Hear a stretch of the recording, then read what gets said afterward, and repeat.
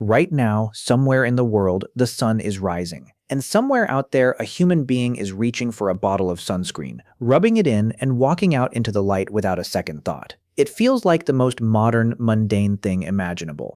But here's the part that should make you stop cold. 41,000 years ago, a version of that exact same instinct may have decided which species got to survive, and which one vanished forever. This is the story of ochre, a rust-red mineral, the color of dried blood, the color of the African earth at sunset. For hundreds of thousands of years, early humans were collecting it, grinding it into powder, and pressing it into their skin. Archaeologists once assumed it was ceremonial, symbolic, just art.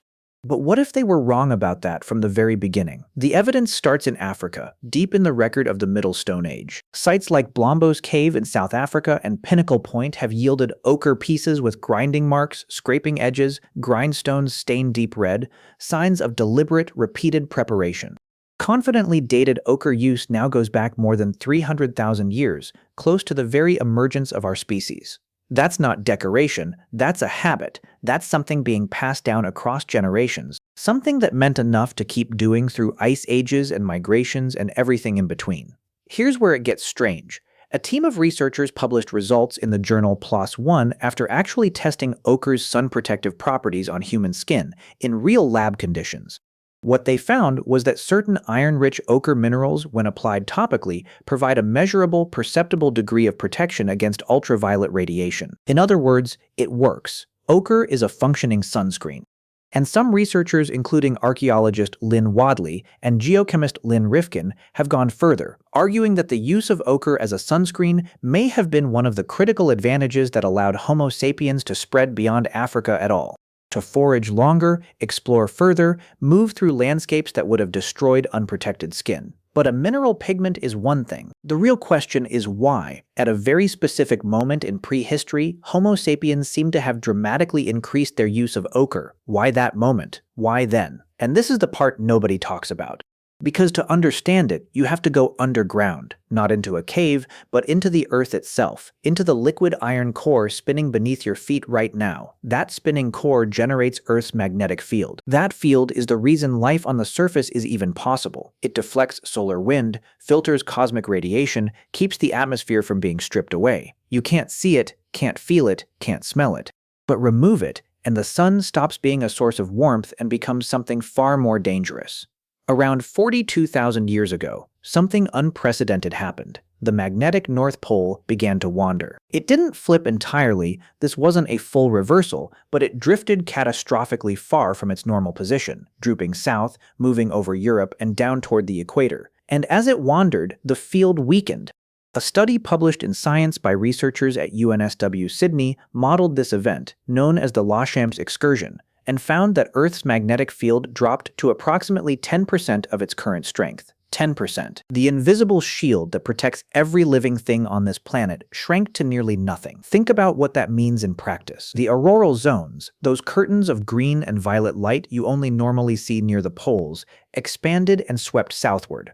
Aurora would have blazed across European skies, and all across the continent, UV radiation and cosmic ray bombardment increased dramatically, penetrating to the surface in regions where it had never reached in such intensity before. That invisible crisis lasted somewhere around 1,000 years. Now here's where the research from the University of Michigan becomes extraordinary.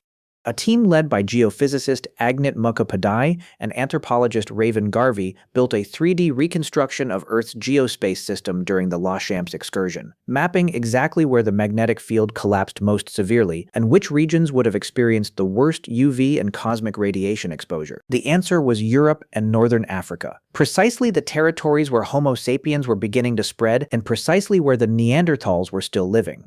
What some of the differences are between these species, what might account for one surviving and one disappearing, is a question archaeologists have been asking for decades. The Michigan study offers one fresh and unsettling piece of the answer, because when Garvey and her colleagues looked at the archaeological record from the same time window as the Lachamps excursion, a pattern emerged.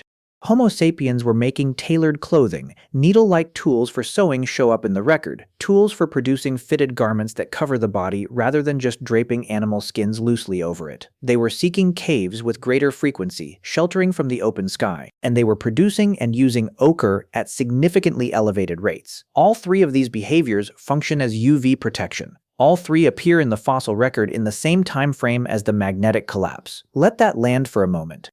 Humans reaching for something red to smear on their skin just before the sky became more dangerous. Neanderthals had been living in Europe for hundreds of thousands of years. They were not unintelligent. They buried their dead, made tools, likely had some form of language, but the archaeological record shows no evidence of needle-based tailoring, no surge in ochre production, no clear behavioral shift timed to the Lachamp event. And then, around 40,000 years ago, from coexisting with Homo sapiens across Europe for thousands of years to gone, the Neanderthals disappear from the fossil record, vanishing in the same geological window as the worst of the magnetic collapse. From coexisting to declining to absent. In geological terms, that's nearly instantaneous. What this reveals is something that cuts far deeper than sunscreen.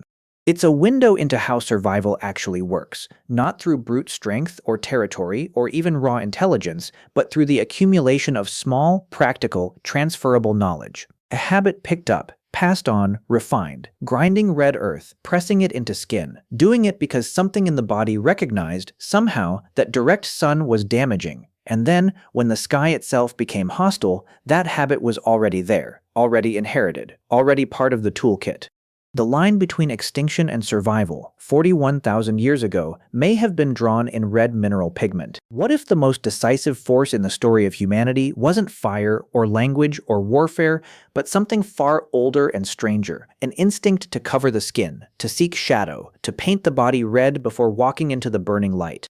What if survival was never about being the strongest species, but simply about being the one that already had the answer before the question was fully asked?